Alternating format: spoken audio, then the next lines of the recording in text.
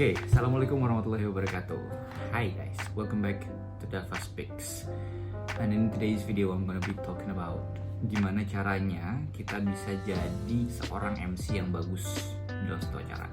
Ini adalah cara dari aku dan ini adalah tips dari experience yang aku miliki selama aku berkarir di bidang public speaking. Dan menurut aku pribadi, kalau misalnya kita ngomongin tentang MC ya, which is Master of Ceremony, ini adalah mereka-mereka yang bakal memimpin jalannya acara gitu dari awal sampai akhir acara gitu. Makanya kalau misalnya kita ngelihat MC itu suka ngomong, nama saya ini dan saya akan memimpin jalannya acara dari awal sampai akhir nanti, misalnya seperti itu.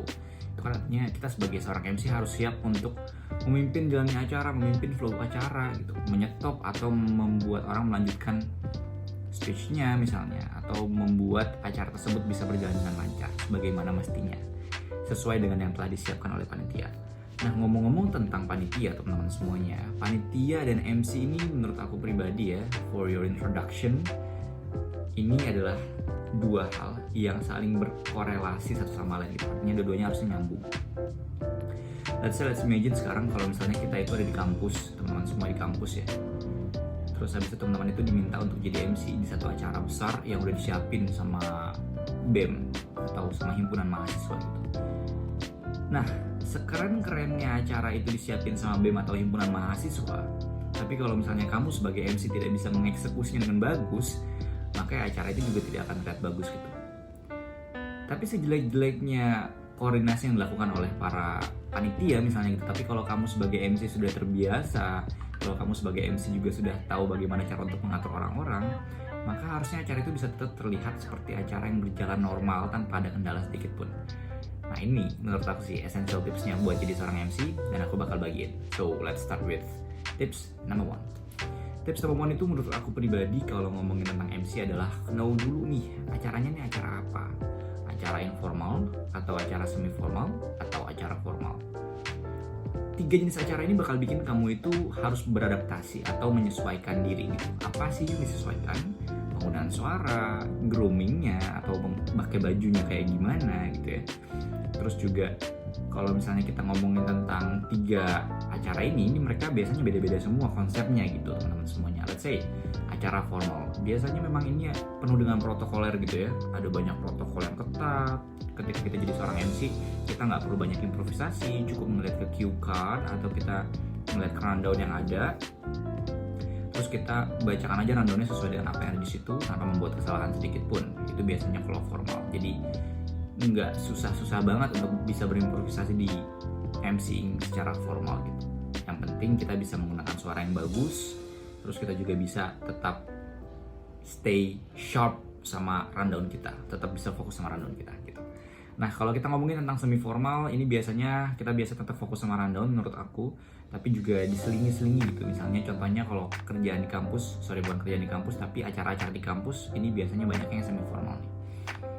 Menurut aku pribadi ya, karena ya nggak bisa serius-serius banget juga ya kan. Misalnya contohnya bikin webinar gitu, biasanya formalnya di awal, terus nanti pas udah mulai talk show-nya atau webinarnya biasa akan jadi acara yang semi formal atau bahkan informal, tergantung siapa speakersnya.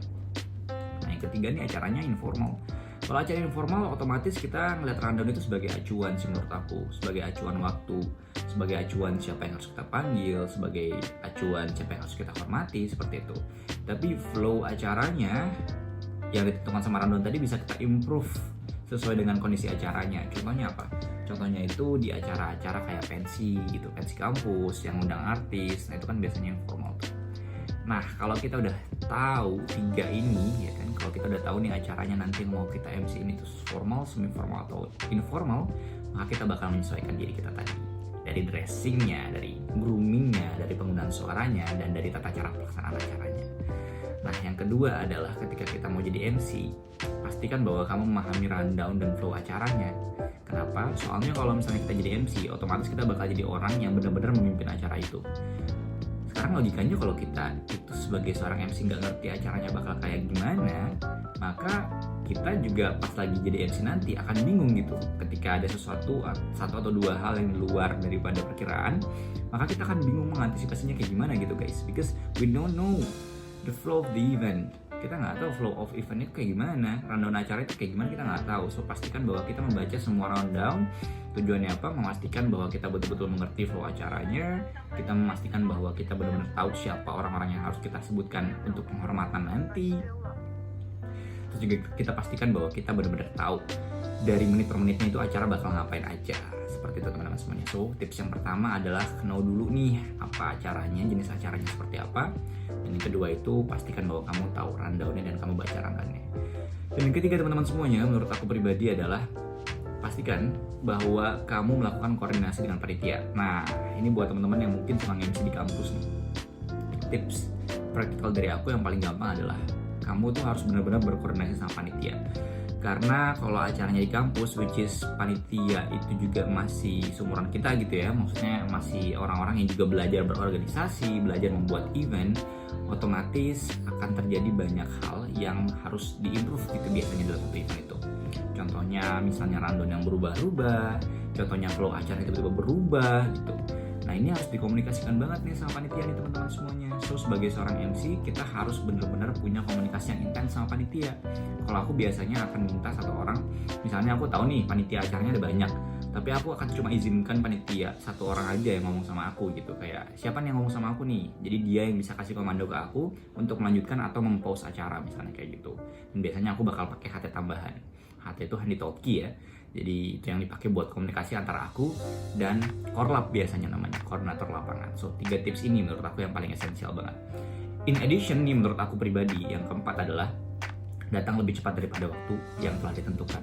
Karena dengan kita datang lebih cepat daripada waktu yang telah ditentukan, itu bakal bikin kita itu lebih prepare gitu teman-teman semuanya. At least kita tahu venue-nya, kita tahu audiens bakal duduk di mana, kita tahu orang-orang penting itu nanti bakal duduk di mana, dan minimal kita tahu nih WC-nya ada di mana. Karena ini tuh sepele, tapi kadang-kadang krusial banget kalau kita mau naik ke atas panggung. Terus buat kita yang mungkin masih pemula di public speaking, masih sering banget mau pipis pada saat kita mau naik ke atas panggung, dan kalau kita nggak begitu tahu di mana letak toiletnya, maka kita bakal lama gitu yang bikin kita jadi panik, akhirnya jadi lari-lari misalnya gitu. Jadi sampai ke atas panggung jadinya nggak maksimal. So know the venue, datang lebih awal daripada waktu yang telah ditentukan. Oke teman-teman semuanya, so itu 4 tips yang aku bisa berikan untuk tips jadi MC yang bagus ala DevaSpeaks. Sampai kita ketemu di video selanjutnya yang bakal ngomongin tentang tips public speaking lain, yang pastinya bakal insightful banget dan bakal practically proven by aku, dan hopefully practically proven juga by teman-teman semuanya. Thank you. Assalamualaikum warahmatullahi wabarakatuh.